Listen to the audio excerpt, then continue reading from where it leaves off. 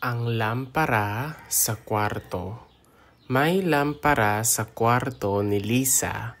Kulay berde ang lampara. Ginagamit niya ito sa gabi.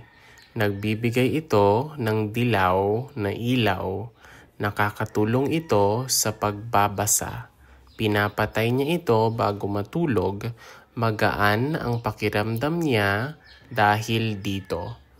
Ang lampara sa kwarto, so a lampara is like a lamp or shade, and then a kwarto is a room. So the lampshade in the room, in a way, something like that.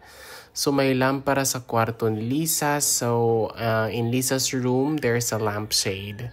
Kulay berde ang lampara. So kulay is the color, and then berde is green, and the color of the lampshade or the lamp is green.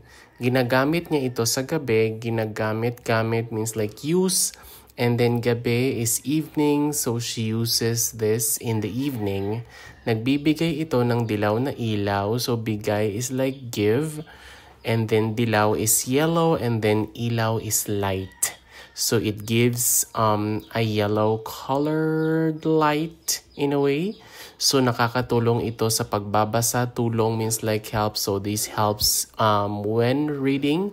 Basa means read. And then pinapatay niya ito bago matulog. Patay means to like turn off. So she turns this off. Bago is before and then tulog is sleep. So she turns this off before sleeping or before she sleeps. Magaan ang pakiramdam niya dahil dito ni si magaan, so light or relaxed. In a way, pakiramdam is the feeling pakiramdam, and dahil dito is because of this. So she feels relaxed or light because of this. Ang lampara sa kwarto. May lampara sa kwarto ni Lisa, kulay berde ang lampara. Ginagamit niya ito sa gabi. Nagbibigay ito ng dilaw na ilaw. Nakakatulong ito sa pagbabasa.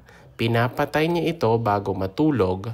Magaan ang pakiramdam niya dahil dito.